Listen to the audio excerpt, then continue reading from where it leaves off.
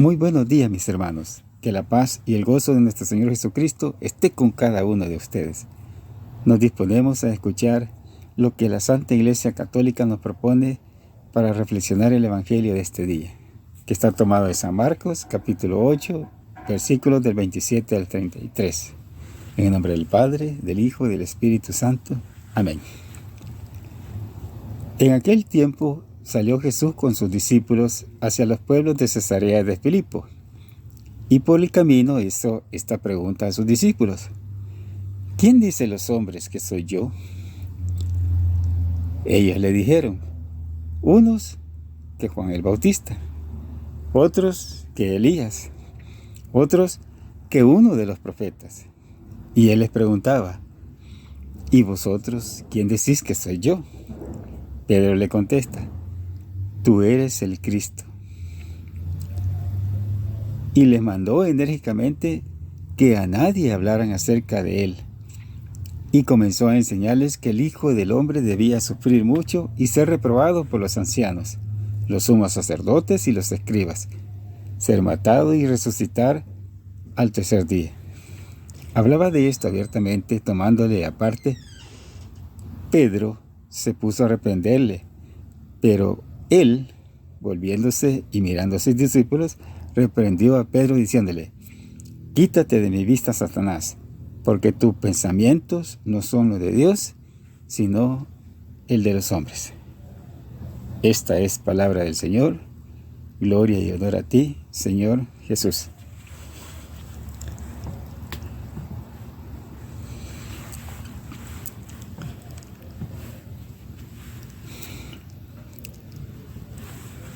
El Santo Evangelio manifiesta de que el Señor iba con sus discípulos y en el camino les hace una pregunta. Primeramente, ¿quién dice la gente que soy yo?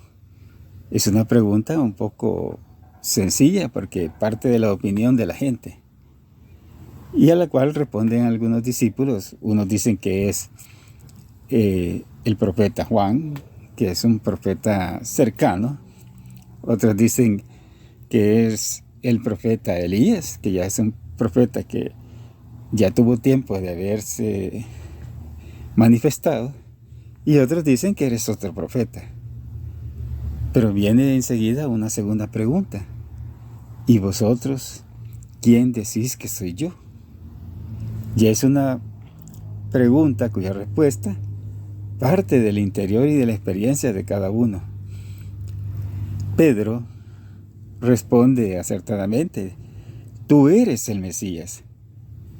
Pero ni Pedro ni sus compañeros discípulos sabían cabalmente qué quería decir eso de ser el Mesías.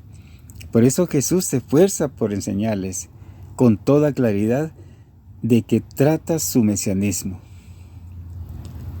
Pedro sabía que Jesús era el Cristo, lo cual implicaba reconocer que Jesús tenía un poder sobrenatural, tenía un sentido de misión divina y una unión especial con Dios. Sabía también, en su concepto, según lo que había escuchado en el tiempo, que iba a terminar con la dominación del Imperio Romano, que los tenía sometidos. Posiblemente hasta allí llegaba el entendimiento del apóstol, pero aún no se imaginaba que todo terminaría en la cruz. Jesús, por su parte, clarifica a Pedro y al resto de los discípulos que su mesianismo es diferente al que esperaban.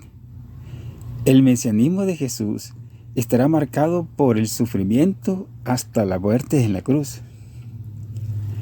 Esta idea de mesianismo que plantea se sale de la lógica del Mesías tan esperado desde hace mucho tiempo por los judíos.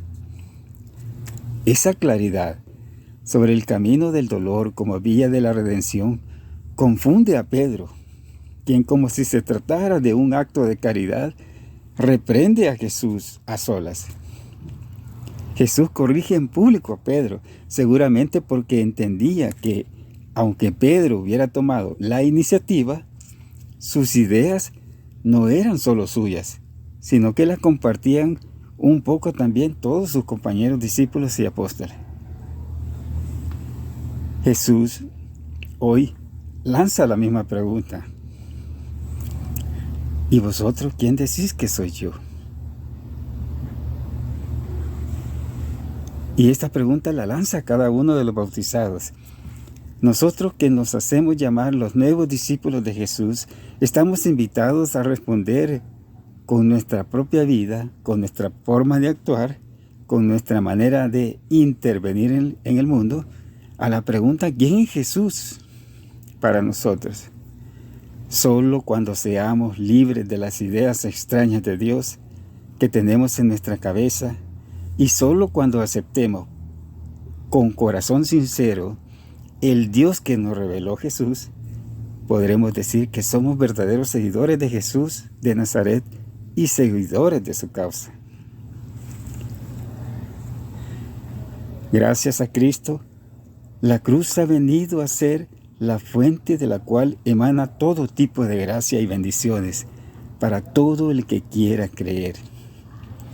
Obtenemos a través de la cruz liberación de los hábitos de pecado.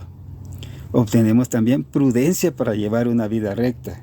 Y obtenemos también a través de la cruz de Cristo libertad de los poderes de las tinieblas.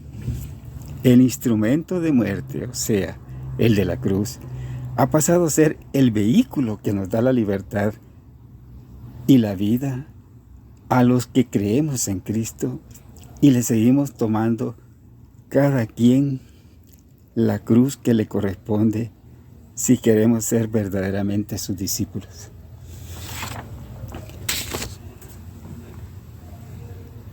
Mis hermanos, ciertamente quienes nos llamamos cristianos, tenemos el deber fundamental de descubrir nuestra identidad para dar razón de nuestra fe, siendo unos buenos testigos con nuestra vida. Este deber nos urge para poder transmitir un mensaje claro y comprensible a nuestros hermanos y hermanas que pueden encontrar en Jesús una palabra de vida que dé sentido a todo lo que piensan, que dé sentido a todo lo que dicen y que dé sentido a todo lo que hacen.